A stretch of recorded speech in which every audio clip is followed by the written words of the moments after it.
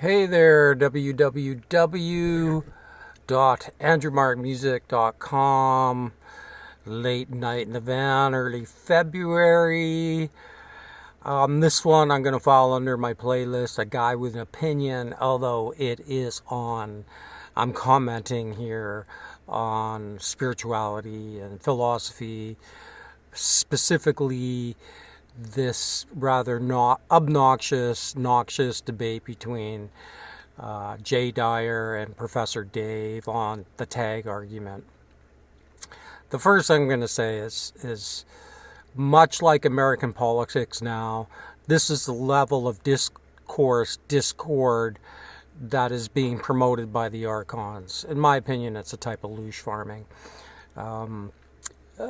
So it's no accident that American politics now is so rife with strife, discord, and ill will that it's being implemented within the domain of philosophy, within popular culture on YouTube. So that's the first thing I'll say about it. It's, in my opinion, it's kind of disgraceful that we have devolved to this type of sideshow. So anyway, the tag argument's a transcendental argument. It's nothing new. It goes back thousands of years.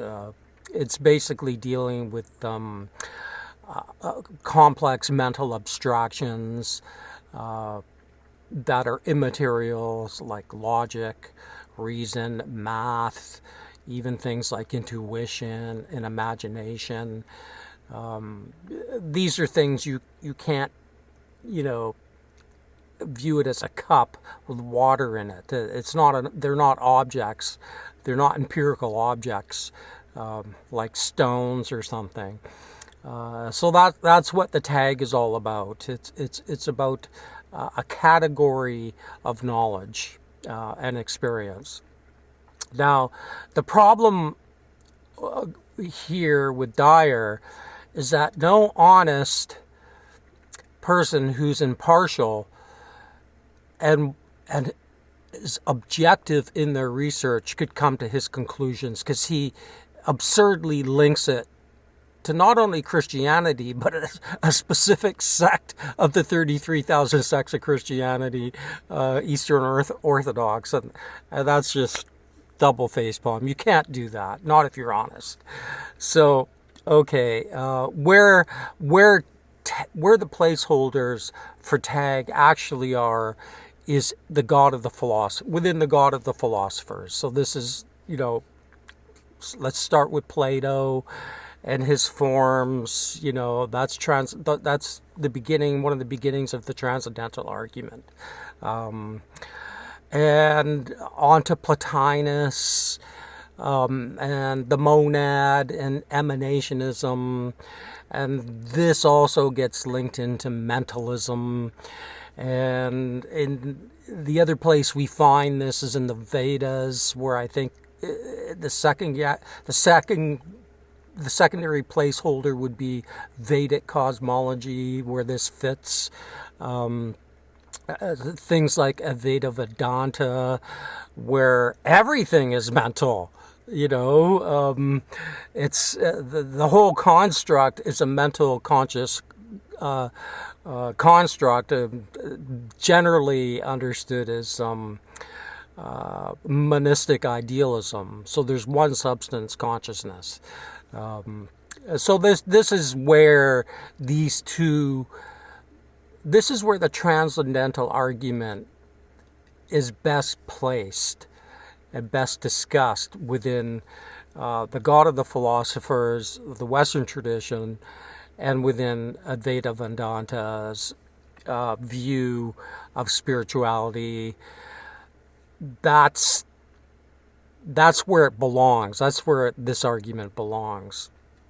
But Jay doesn't do that.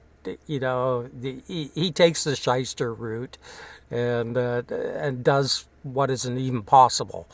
You can't link that the way he's linking it without just absolute intellectual contortionism. that frankly it borders on grifting. But okay, now that's basically. I don't have to make this too long. I think that's basically it. But I'll give.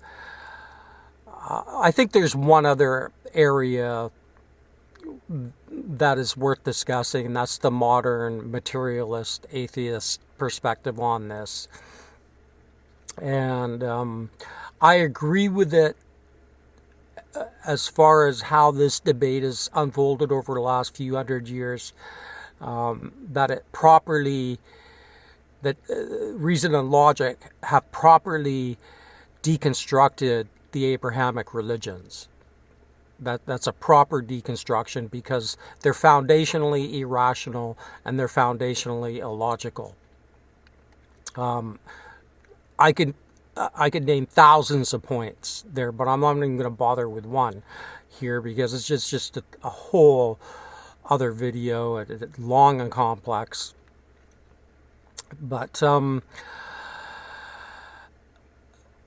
I think from the modern view of atheism, they are all these transcendentals are part of the evolutionary flow of the material universe. So reason and logic, according to this view, are emergent properties, I think that's the right word, of brains.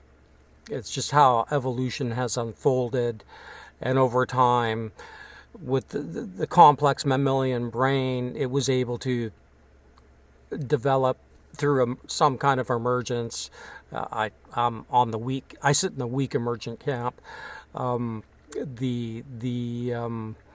As far as emergency goes, emergentism goes, that would be the camp I would sit in because strong emergence to me looks like magic. So the point being is the other arena of where this has a proper placeholder is within modern materialistic, scientific, atheistic discussions. So they're going to say that it doesn't prove anything about anything supernatural, right? These are just emergent properties of nature that involve the mind, and this gets complicated in modern science because it's got to do with what's called the hard problem, and I'm not going to get into that here.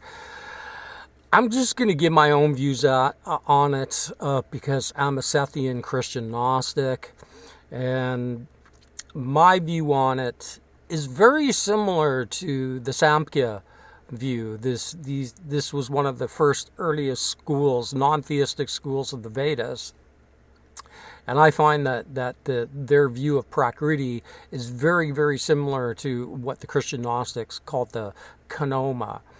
And the Prakriti and the Kanoma, in our view, is the material universe. So it is the demiurge. The universe is this being, this sentient entity.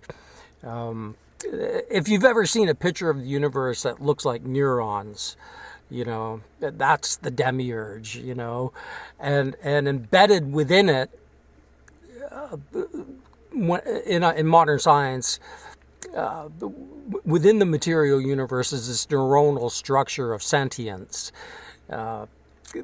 It's there in the schools of panpsychism. There's that's the cosmic panpsychism. You think of the universe as a giant brain, right?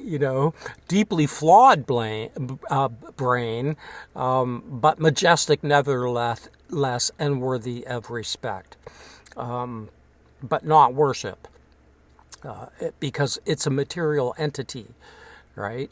And okay, so that is one aspect of my view on it. So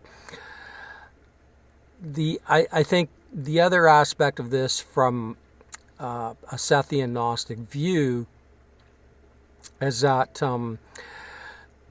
that these faculties, especially reason and logic, we would agree that they're a part of the demiurgic structure of existence, and they cannot in themselves unveil the truth of spirit. I know that's a difficult concept to wrap your mind around, but reason and logic are not equipped to understand spirit. The very old first Gnostics in Egypt understood this, where the material, they understood that the material existence was a separate order from the theogenic cosmology of spirit. So this is my view on it, that, and it's a similar view that I think Immanuel Kant held, that reason and logic, although they're useful tools, they can't solve spiritual problems. They can't even give us access to spirit. This is what Kant called the thing in itself. Now, I've just been in a debate with somebody online where he says what I'm saying completely contradicts reason and logic. He says I'm self-refuting, but I said to him that he's misreading my take on it. Just because something has limitations doesn't mean it isn't useful. Of course, reason and logic are useful, but they're also deeply flawed. I mean, you could look at any argument today going on the internet. You take the flat earth, round earth argument, and you'll have two different people arguing from reason and logic, coming to completely different conclusions, which proves that reason and logic are faulty. You can do this with theology. You could take someone like Sam Harris and put him up against William Lane Craig, and they'll both argue from reason and logic and come to completely different conclusions, which again proves that reason and logic are faulty. They're good tools, but they're faulty. They cannot get us to the truth of spirit. And I guess the final thing I'll say here is a critique of the materialist modern scientific worldview would be the foundational premise for their worldview is that if science can't investigate it, and if something can't be falsified, then it doesn't exist. And I hope any spiritual person can see the fault in that, because God cannot be subject to scientific methodology. It's absurd. It's absurd that you could, take a microscope to God, So, I mean, the overreach and the arrogance within that camp, which I'm not opposed to in many ways, any more than I'm opposed to the non-theistic school of Samkhya. There's things I like about Samkhya, and there's things that I like about certain aspects of modernity and materialist philosophy. I'm not hostile to it. I don't consider it satanic. I don't, as a South-theist Christian Gnostic, I don't need to wage war with it, because I think it's evil, right? Don't miss the point I'm trying to make here. It's a worldview. It's a faulty worldview when they say that science can deliver all the answers about reality and existence. That's just nonsense. Completely inflationary, egotistical, verbose. What's another verb I could use here? I don't know. Anyway, I think you get my point. And yeah. So I don't sit in the idealist camp. I'm not an idealist. although I get the arguments from people like Bernardo Kastroff and his monistic idealism and Advaita Vedanta. I get it, but I don't subscribe to it. But to me, those fit way better than what Dyer is saying. They're like the second choice past the God of the Philosophers, which the best fit is Plato and Platonism and monism and emanationism. Okay, that's where I sit. That's the camp I sit in. This makes sense out of the transcendentals. At least it sits within the parameters of what could be likely, and not completely just way out beyond the goalposts, which is what Dyer is doing with it. And yeah, okay, so otherwise I'm just going to blabber on here, and I think I've said what I need to say, so I'll STFU. Ciao.